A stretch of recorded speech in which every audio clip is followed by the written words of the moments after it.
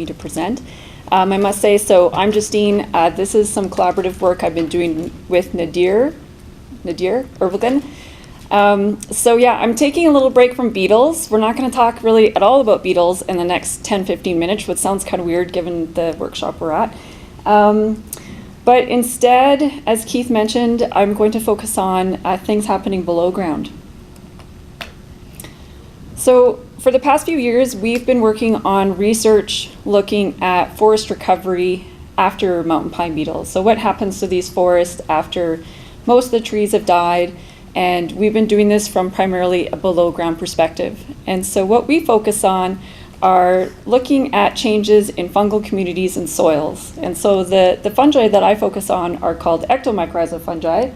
Okay, so here's the ectomycorrhizal fungi. So these are fungi that colonize the fine root tips of probably all the trees that you will come across in the boreal forest. And these mycorrhizal fungi, they rely on a living tree host for photosynthase, so just another word for sugars. And in exchange for those sugars, they get resources, say nutrients, water, and other kinds of resources from the soil, and they give those to their host in exchange. So it's typically considered a mutualism. And ectomycorrhizas are considered, or are important to consider in these ecosystems because pines especially need them to survive. So that's kind of why we were focusing on them.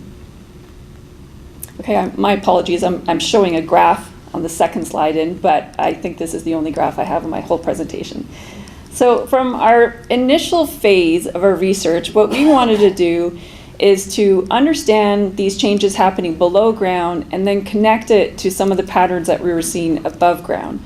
And so to do that, we found 11 stands, which are just these points on the graph, and these stands captured a gradient in the extent of tree mortality caused by mountain pine beetle. So way over here, so these are our stands that were virtually undisturbed, so no mountain pine beetle, no tree mortality, and then you can see increasing tree mortality over to that end of the gradient.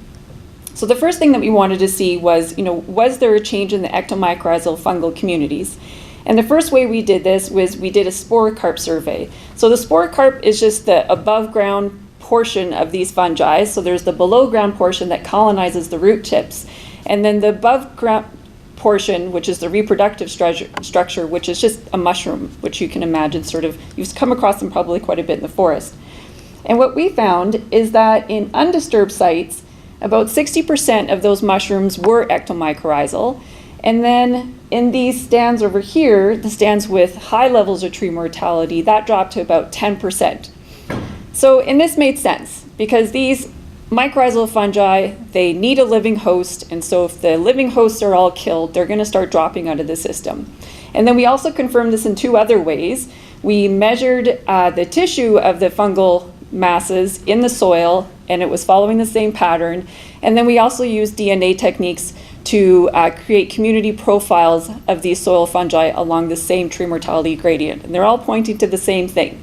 So there's a loss of ectomycorrhizal fungi in these beetle-killed stands, and there's a loss in the abundance. Okay, so you might be thinking, who cares about that besides me, who is really interested in fungi? And that became important because along those same 11 stands, we also surveyed seedling survival. So for this part of the experiment, we sowed seeds of lodgepole pine into each of those 11 stands and then tracked them for a year and a half, I think.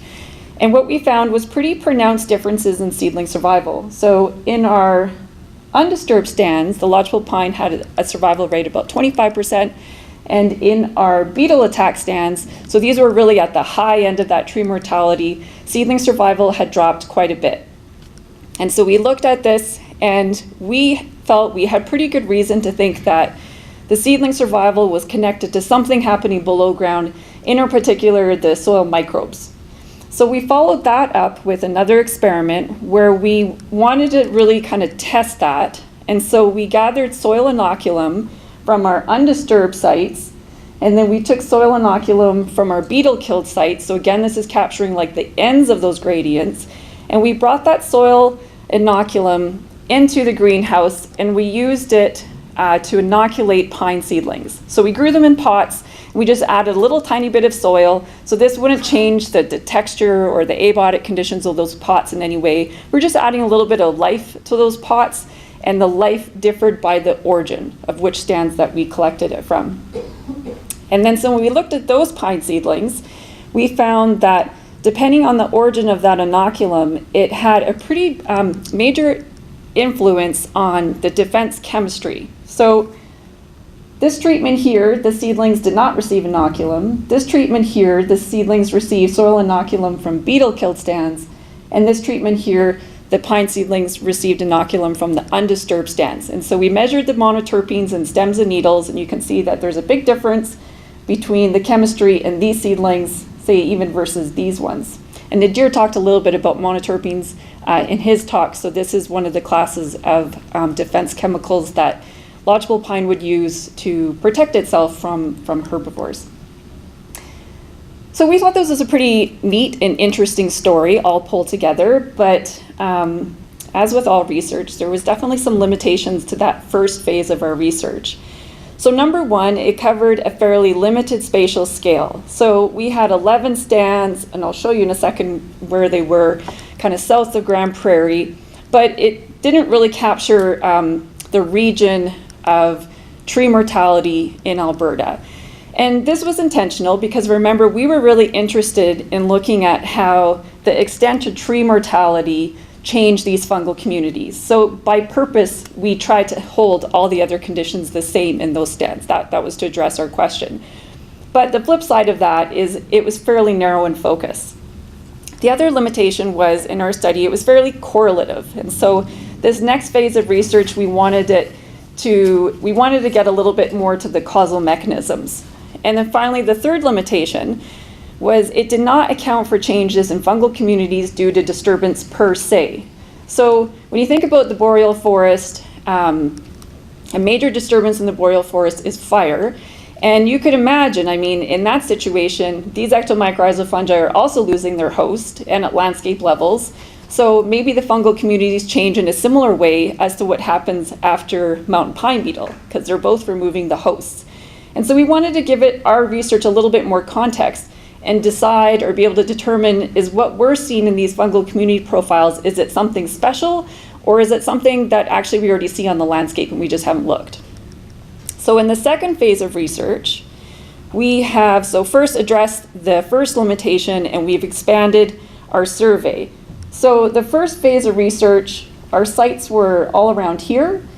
And now that you can see, so all these little red dots are our new sites, and we have grown our survey to include 30 stands across sort of northwestern Alberta. And I want to say thanks to Ellen McDonald and Julie Steinke, who I think I saw back there, thank you, because they really helped us in finding our sites so that we just didn't have to drive around and ramble around for the next year. So that was great.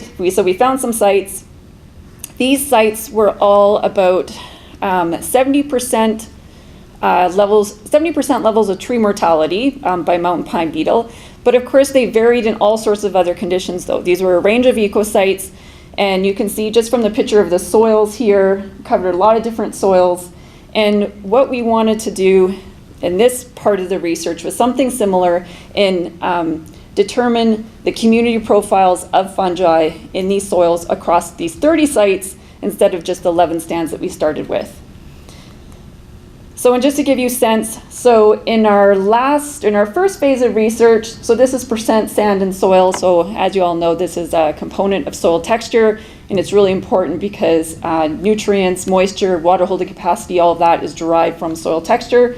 This was our first study, captured just a little bit of variation. In this current study with our 30 sites, now we're capturing a real range of variation. So here what we'll do, I'm not going to go through all the techniques, but we'll use sort of a similar method in where we extract DNA from these soil samples. We amplify that using a really standard barcode with fungi. We sequence it using a next generation sequencing platform. And the point of all this is to see if these changes in fungal communities that we saw in our first phase of research, if they stand up across this regional scope, or maybe we see some changes in fungal communities that are particular to some ecosites, we don't see them across other ecosites, we're trying to see just how much of this background environmental variation might just swamp any changes that we see with the fungal community. So that's sort of part one, dealing with that first limitation. The second phase of research, as I mentioned, we were trying to deal with this limitation of moving beyond correlation. And so here we've set up another experiment similar to the one previous, where we again take inoculation, soil inoculation from a healthy stand, and then use that to inoculate pine seedlings. And then we take soil inoculation from a beetle-killed stand, use that to inoculate seedlings. And then this time we're going the next step, and then we're going to transplant them out into beetle-killed stands. So here, oops. Okay, so this is just our pine seedlings growing in the greenhouse, and just to remind you, so they've received one of these three treatments: no inoculum, soil inoculum from beetle-killed stands, or undisturbed stands. And we let these guys grow for about 5 months in the greenhouse, and we transplanted them to a subset of our 15 of those 30 sites that we initially used in the field survey. And so again, these sites, they're variable, and we want to see if that treatment effect, actually we can already see a treatment effect in the greenhouse, if that holds when we put them out in the greenhouse or out in the field. So here's just an example. So here's the seedlings on the back of the truck. We planted out about 700 of them across our 15 sites, our field sites. And here, just again to give you a sense of how different those sites were. So you can see really coarse textured soils up top, really fine textured soils down here. Here's Evan, actually he's the master's student leading this research, and he really loves that seedling. And so we planted our seedlings out and into this experiment design where we have like 4 panes in a window, and each pane represents one of the treatments, and the fourth one here we just sowed seeds and we'll track them. So we grew the seedlings for about 4 to 5 months with inoculation treatments, put them all or transplanted them out last year, and then we'll be going back out as soon as we can to track their fate and then see how they're doing. So again, with this, the purpose of this research is to look at if we can rescue the seedlings in these beetle-killed stands. So in our first phase of the research, we found pretty good evidence that those seedlings were not doing very well. They were not surviving very well in these beetle-killed stands.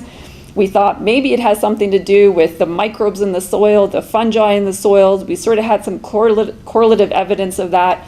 And now we're testing this. So we know that these seedlings have different fungal communities on their roots. We're transplanting them out to see, does that make any difference?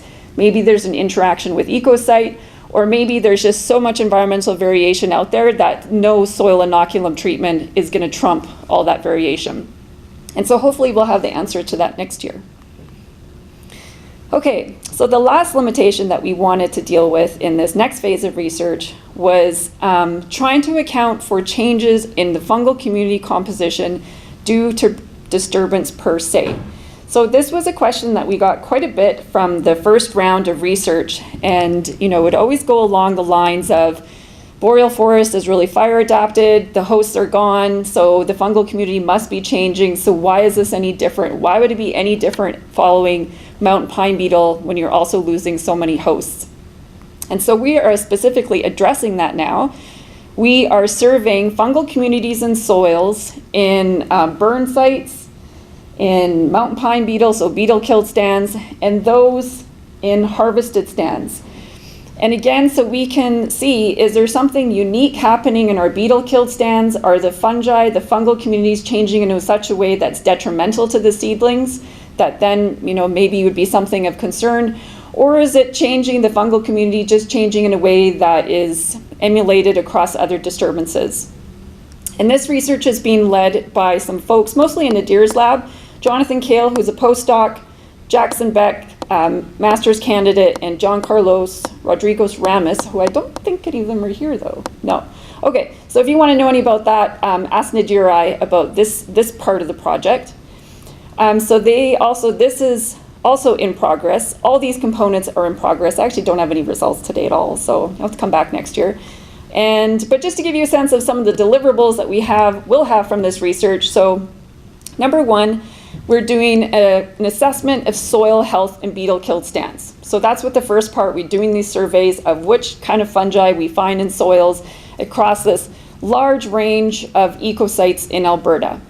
And the hopes with that is that if we identify some stands that maybe contain fungi that might be detrimental to seedling growth, maybe we could use sort of a triage approach and say, okay, these would be candidates for rehabilitation. There seems to be something funky going on in these soils that is limiting seedling growth. So that would be one of our deliverables.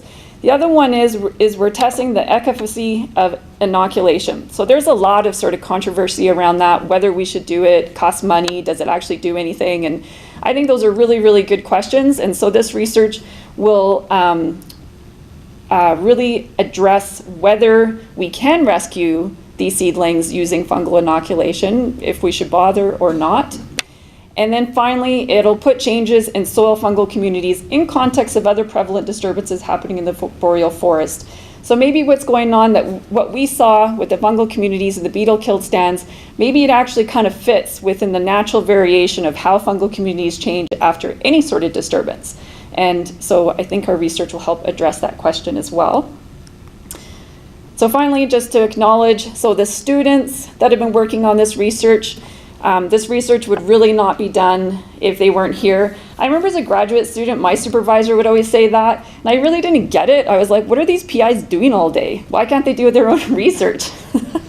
And now I get it. So thank you very much to the students, Evan Felrath, Jackson Beck, John Carlos, John Kale is the PDF that has been leading a lot of this. Again, thanks to Ellen McDonald and Julie Steinke for helping us find our field sites, and Sophie Dang and Cheryl Nargang in the Molecular Biology Surface Unit here at U of A. I feel like I should send them some flowers because they've been so helpful over the years. And finally, I'll just end with this. I'm not trying to show off my research, but just if you're interested in any of the previous work that we did from phase 1, most of it's been published, so you could take a look at that. There is one more paper that's coming. It's looking at the role of common mycorrhizal networks in these beetle-killed stands, if they play a role in influencing seedling establishment, and spoiler alert, they do. So yeah, but that'll be coming out later. So I'm happy to take any questions.